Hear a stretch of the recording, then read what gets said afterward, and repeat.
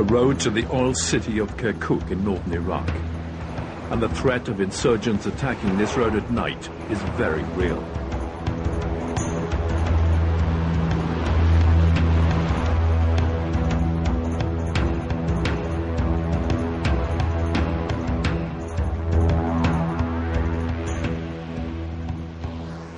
This man is on a sensitive mission. He's investigating the case of thousands of Kurds who disappeared 23 years ago, never to be heard of again. He's Dr. Mohammed Ihsan, Minister for Human Rights in the Kurdish regional government in northern Iraq. Some 8,000 Barzani Kurds were taken from 4 government camps in Kurdistan. I think my main role to find out where these people are and how they did it. I'm looking for an answer for it. And Dr. Ihsan's quest will take him on an 800-mile journey through a country teetering on the edge of civil war.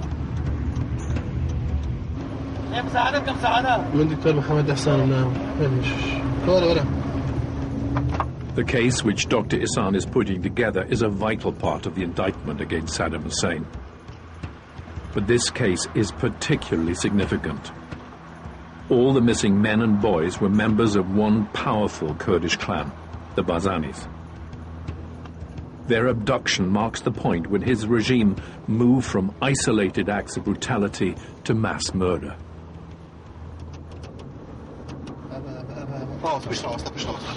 Dr. Ihsan is meeting a former Iraqi secret policeman a few miles from Kirkuk.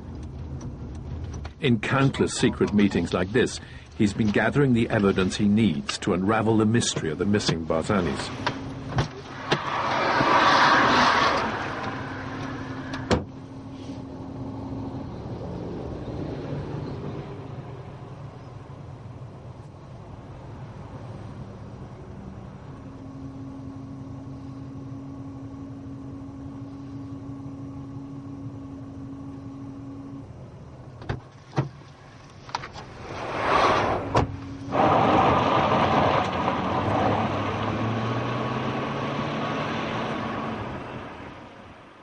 The documents are explicit and provide crucial evidence about the fate of the Barzanis. This is a very important document. It's from Colonel Haq Ismail to the Director of Political Affairs in Iraqi General Security Office. It says that at the beginning of August 1983, Barzani were executed in Busaya area, which is near Saudi border. That's where we have to go in order to complete our investigation. But first, Dr. Ihsan has to meet the Barzani families who survived the abduction.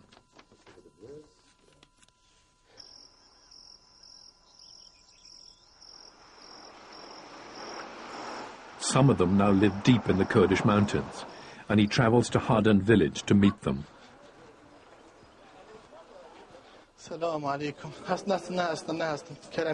All lost sons, fathers and husbands. All believe their loved ones may one day return to them.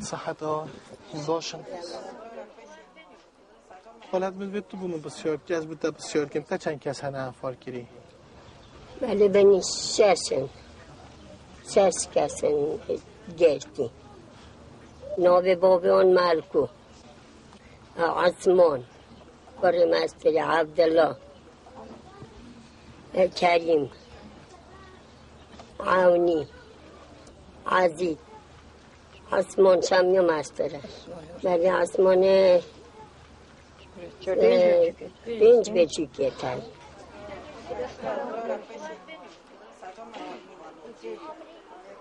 Mruvaki Musulman bu, ora kvanat khoro, jugaranat kisho.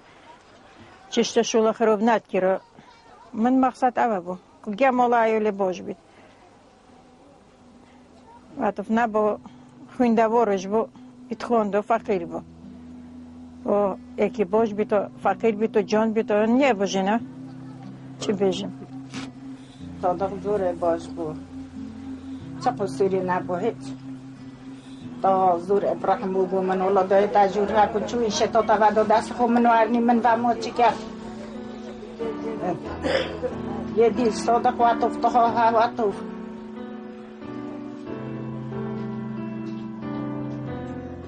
The suffering of these women is the driving force behind Dr. Ihsan's investigation.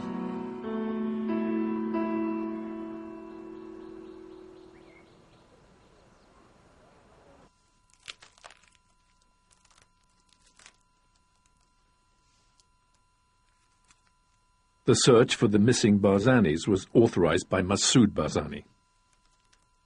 He's the clan leader and now president of the Kurdish region. He lost 37 members of his own family. The attack on the Barzani clan occurred after he decided to ally with Iran against Iraq in the early 1980s.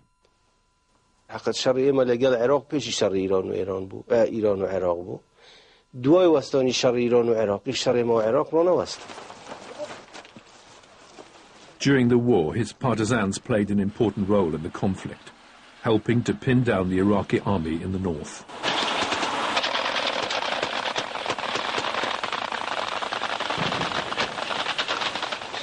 Saddam never forgave him. He took his revenge on Barzani civilians who were living in government camps like this one. حتی اگر لحالت اما یارمتی جیش ایرانیش مندا بود خواه بارزانیانه مسئول نبون لو سیاست اما مسئول بون تنتني أحمل مدفع از وقت جند وأدفع ولا نصر يغني عندما الرايات ترفع. Just 1 month after the Barzani Kurds were taken, Saddam admitted publicly that his regime was involved in their disappearance. This is her bill in September 1983. These Kurds were summoned by Saddam to listen to his speech. Really, this was broadcasted all over Iraq and recorded off-air at that time. It establishes Saddam's guilt beyond doubt. ونقلوا هذه الخيانة إلى بعض أوسع من العائلة المباشرة. حتى ارتكبوا هذه الجريمة في أن يكونوا عون جيش الفرس وأدلائهم لاحتلال أرض العراق. وتواطأ معهم بعض من سموا بالبرزانيين وقد نالوا عقابهم الصارم وذهبوا إلى الجحيم.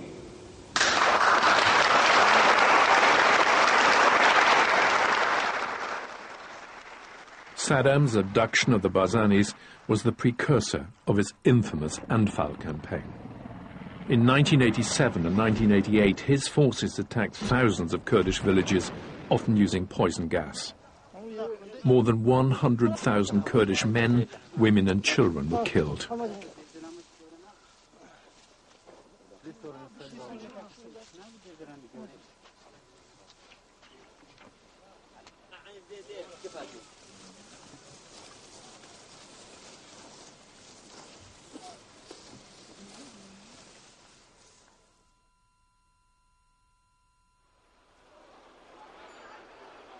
Dr. Ihsan is launching an expedition from Arbil in northern Iraq to the southern deserts near the Saudi border. He's looking for crucial forensic evidence in the case against Saddam, the bodies of the missing Barzanis. It's a dangerous journey, even at the outset.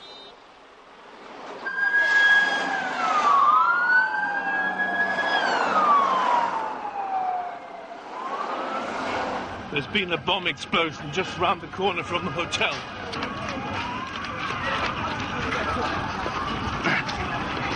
I can't see anything, but the main thing is clearly over here. They're worried there's another bomb, I think.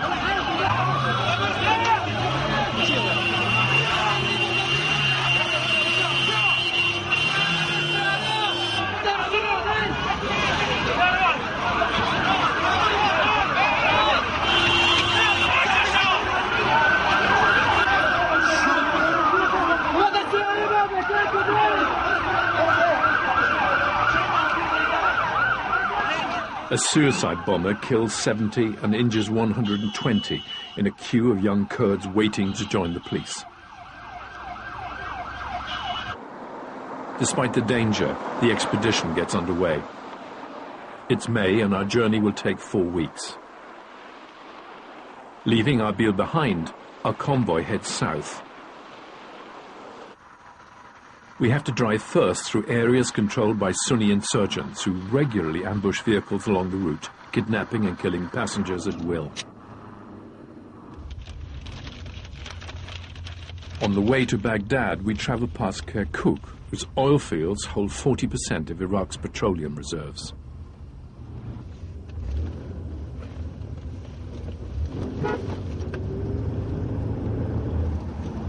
Here, the most dangerous part of our journey, really, between Hamreen to Khalis.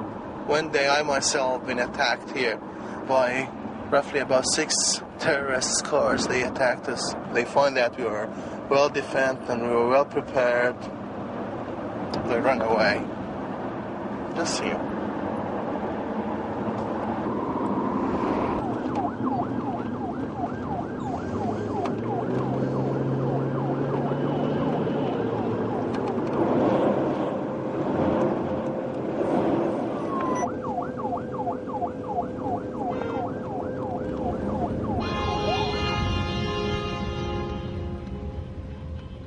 Four hours later, the outskirts of Baghdad. It looks so normal. But insurgent attacks are at a record high, and as we drive to the center, a car bomb kills 17 people.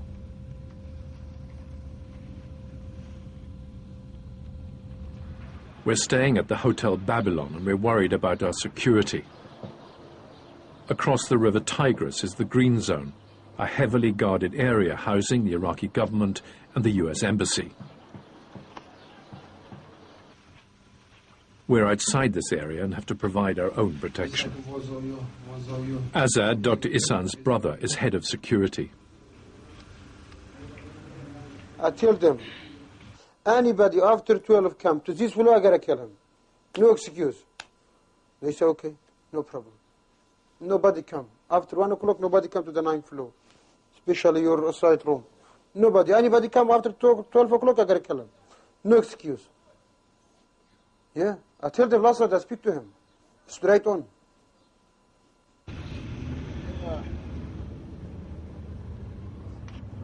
The search takes us to insurgent strongholds in the suburbs. Dr. Ihsan is looking for material directly linking Saddam Hussein to the murder of the Barzanis. These are no-go areas for foreigners who, if caught, risk being ransomed and then killed. But even for a Kurdish minister, it's dangerous. Dr. Ihsan is trying to track down shops selling secret documents, once the exclusive property of Saddam's regime.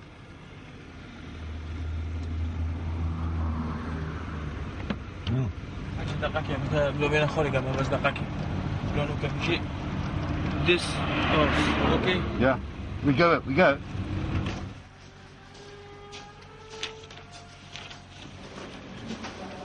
These documents were looted after Saddam's downfall from one of the city's main intelligence headquarters.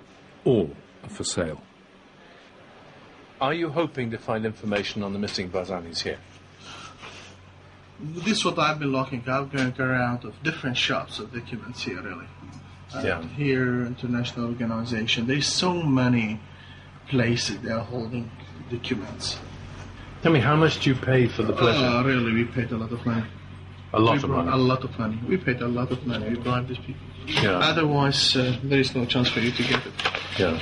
But wouldn't it maybe better to destroy all these documents? Just begin again? I don't agree with that approach. We should face it. We should study it. We should reveal, we should tell the truth to the people. This is Iraqis, and this is Iraqi how they behaved in the past.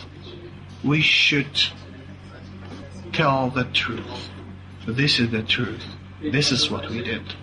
This is what all Iraqis involved, the majority of Iraqis involved in it.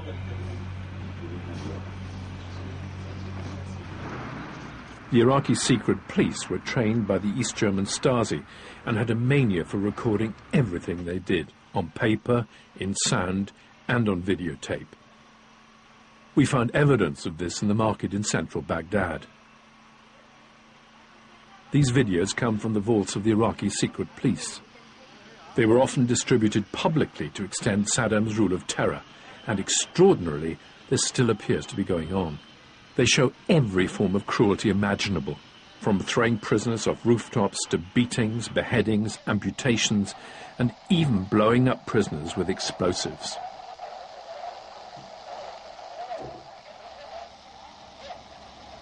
Why do they sell this stuff in video stores? What's the purpose? You know, this film has been leaked to the market. That's by Iraqi intelligence, by Iraqi mukhabarat, really. I think this is the way they are selling the terror to people and reminding them that we are still here, and this is the way we did it. And we'll continue to do it. Definitely. And they are doing that now, every day. Seriously. Is there any way they can break the cycle of violence? No way. Seriously, no way. You need the change. You need the mentality within the 2-3 generation. And that's even that questionable, how we can do it.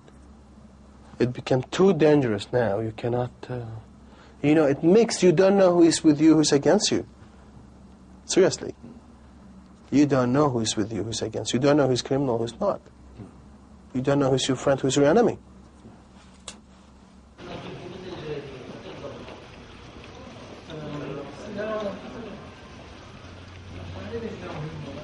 Really, we get some important documents today regarding the case of Barzanis.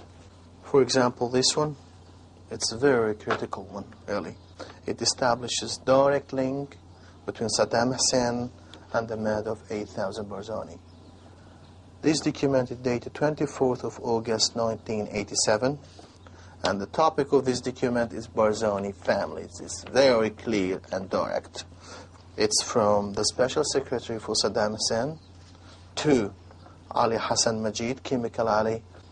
It's here, for example, has been mentioned, لا أحدا يعرف عنهم شيئا سوى قيادة الدولة وإن المسألة الأساسية أكبر من قضية هذه العوائل. Which means, no one knows the fate of this family except the leadership of the state. And the main issue is much bigger than the case of these families.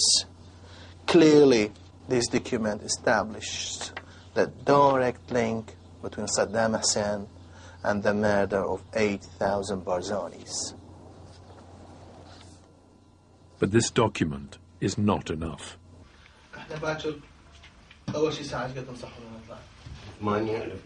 وافضل طريقه افضل تعرف. ليش 8 لانه حركه سياره. لا طريق. Dr. Ihsan needs to find the bodies of the missing Barzanis. But ahead lies a 500-mile journey to the southern desert through the Triangle of Death, just south of Baghdad.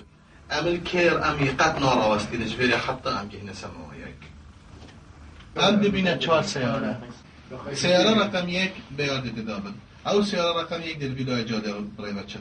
سيارة رقم 2 سيارة 100 عند الرابين وكيرة.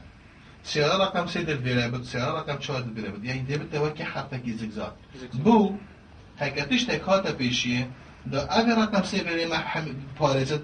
أجر رقم 4 بيتا بري. سيارة رقم 2 دل نبينا هر دولار ده بارستنين. لأنه دائما نصب منفخات. يصير عليه يمين سيارتنا راح تمشي بنص الشارع فانت ما راح تاخذ الجزء الاوسط راح تصير صعبه عليه ذاك بالنسبه لي يفجر هكذا ما سيارات دي شكيبت جهه شكيبت اللي ريكي ياك اني هكذا هيك سياره كي جهه شكيبت عند راستين هندي راستن حميدنا خالد السياره تفتش كن حاميه بيكبا وهدوء ان شاء الله وانت صباح ابطالها وهدي ندري مشكلتنا صباح قدمها. Fully briefed, the convoy prepares to move on to Diwaniyah, a Shia town 3 hours south of Baghdad. Dr. Ihsan has learned that a mass grave, apparently containing Kurds, has just been discovered on a farm there which belonged to Ali Hassan Majid, Chemical Ali, Saddam's cousin. Could at least some of the missing Barzanis be buried on his land? To find out, the convoy has to travel along the most lethal stretch of road in the world.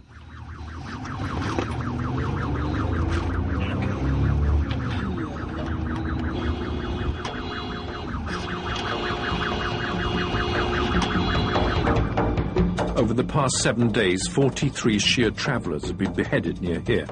Al-Qaeda terrorists sometimes operating in groups of up to 100 strong ambush cars here. They prey on traffic jams, and Dr. Ihsan orders his drivers not to stop at any cost.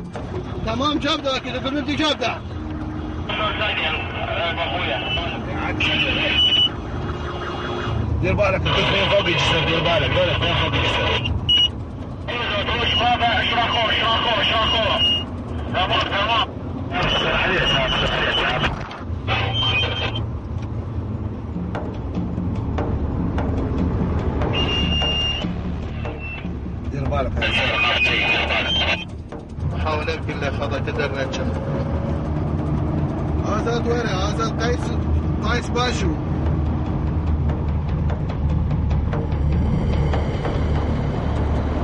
yeah there's something serious taking place here.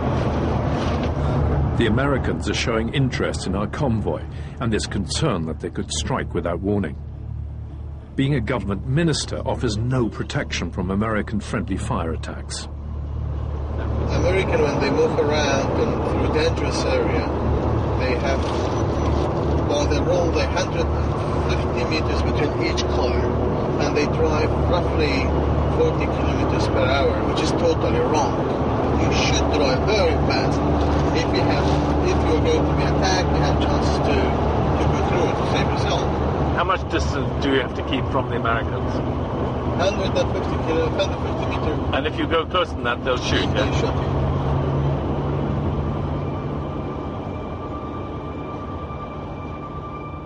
you. In this area, the insurgents are getting stronger each week, and there are rumors of an alliance between Al-Qaeda and Ba'athist groups.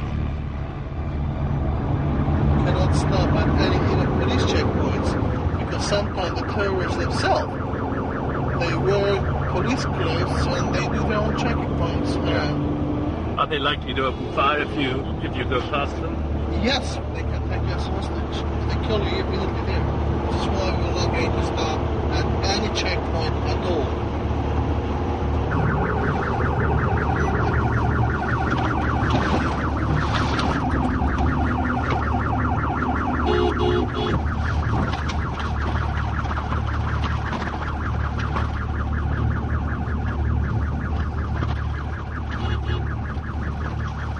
It's 150 miles from Baghdad to the town of Diwaniyah. The convoy is now entering the Shia areas of Iraq to check out stories that some of the Barzanis may have been killed near here. We're going to meet farm workers who know the whereabouts of a mass grave, but who, until recently, were too scared to talk about it. This land was once owned by Ali Hassan Majid, who's facing trial in Baghdad. Polish coalition forces based here are unaware of the significance of the location. بال91 بعد الانتفاضة صارت عندنا الإيجار. إيه فعن طريق جماعة جروها سيد خلف النعيمي كركوك تعرفه صديق علي حسن مجيد. علي هذا المزرعة هاي مال علي حسن مجيد وخلف النعيمي. نعم. انتم شو قد اكتشفتم بينهم كانت 90 94 بدنا عبر ذاك نهرنا الرئيسي ذاك ابو الطرفه ذاك يسقي يسقى الارض اللي احنا فهذا بدنا نعبر لها ماي منا هم هاي نسقيها كذا هاي هسه بيها زرع هم ميدان رمي بس ماجرتها في الالياف صارت عقود بدنا نعبر لها نهر من النهر الرئيسي لنا من بدا من حفر لقيناها. شلون منو تتوقع بيها منو كان بيها شلون شفتوا الملابس اللي لابسينها هم؟ ملابسهم يعني ملابس أتذكر قطعة من القطع اللي لقيناها زي كردي معروف. Within 20 minutes of arriving at Majid's farm, Dr. Ihsan makes a discovery. I think these bodies are not laid down and being killed. Yeah. Standing up and then killing them, just putting some matter there. So they've just covered them with earth, full stop. Yeah. Suffocated them. Do you know it's Kurdish or Shia or no, what? Definitely Kurdish because the guy he confirmed that they were Kurd. They were wearing Kurdish clothes. And most of them they are young. They seem as young people. How do you know that? It's from looking at the skeleton. Yeah. That looks like a small yeah, boy, it's not really young, roughly 15 or more. But these are not the missing Barzanis. Dr. Ihsan believes that these Kurdish Anfal victims were buried on Majid's land in 1988. By then, the regime felt it could commit mass murder with impunity, and secrecy was no longer a priority.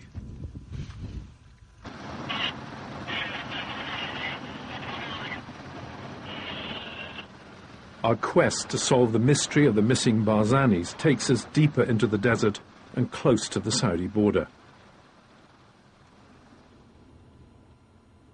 Nugra Salman has been used as a prison since the 1960s. Thousands of Kurds imprisoned here during the Anfal campaign are said to have died of thirst, starvation, and torture.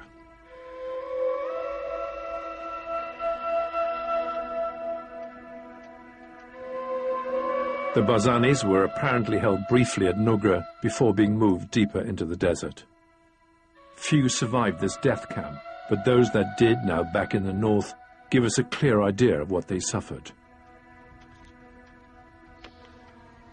من دو برام لەگەڵ دوو خوشکم لەگەڵ دایکم ماڵی باپیرم باپیرم و نەنکم و دوو خاڵم لەگەڵ پورێکم ئەمانە بەیەکەوە بووین یعنی لەناو یەک منشەئا بووین لەناو یەک پاسا بووین کە ڕۆشتین بۆ نوگرە سەلمان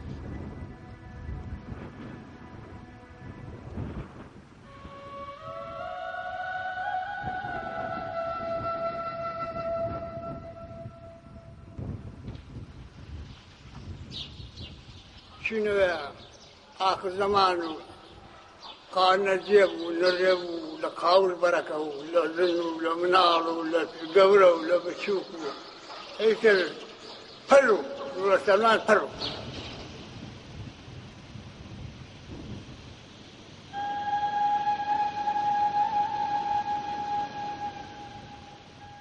يعني كورناوي سلمان و خزمي خومانة تقريبا ئەوەندەیان دا لە باوشی ئەوەندەیان دا لە باوشی هەتا کەف بۆوانەیە هاتە خوارەوە لەناو سەحەکە کەوت ئیتر وەکو بڵێ پەرکەمی لێدا و ئەوانە کابرا پیر بوو تەحەمولی نەکرد ئەو پەراس و شتەکانی هەمووی شکانە بوو ئیتر خستیانە حاڵەتی مردنەوە ئەوە نەیان لێدا ئەوە نەیان لێدا یعنی تەسەوور کە من مناڵێکی 11 ساڵ یا بعد بڵێن لە من بچووکتر. Children were treated the same as adults. The documents collected by Dr. Ihsan show that amongst the abducted Barzanis were boys as young as 8. طبعا منطقة زور قرن بونو بلا سلمى لنا أو هنا أو صح شيشة دوغولي هبو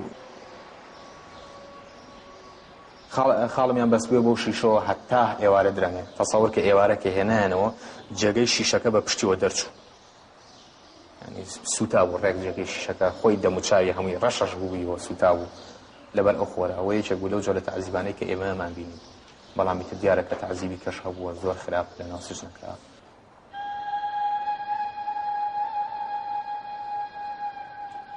هزار دانه كذا خبز عالم يعني هزار كذي تيابو ولا يصير أوي مرد وأوي شيء ما بردي ورويد وقوتي كذا وعايشني تو مرخم أو تماشى مركن مشاعر هاد شين يبو ليرو بوقع يبو بعد يكل جنجا كانوا أي بردو أي كل زورو بان لا شارك نيم ساعات كذا شو أنا يصير هاور داي هم يبردو عاد بطل. ساقا كان لدورو بشتينو قرى سلمانة هابون بناوبانغا أو تشيدوكا أو ساقا لدورو بشتينو قرى سلمانة هابون هر كسي لسجنكا كبمردايا يكسر لدورو فريانا دا بردمي ساقا كان وساقا كان أو شخصيانا برد زوريك لو خلقان أوان بينيو لناو سجنكا أو حالات الروية.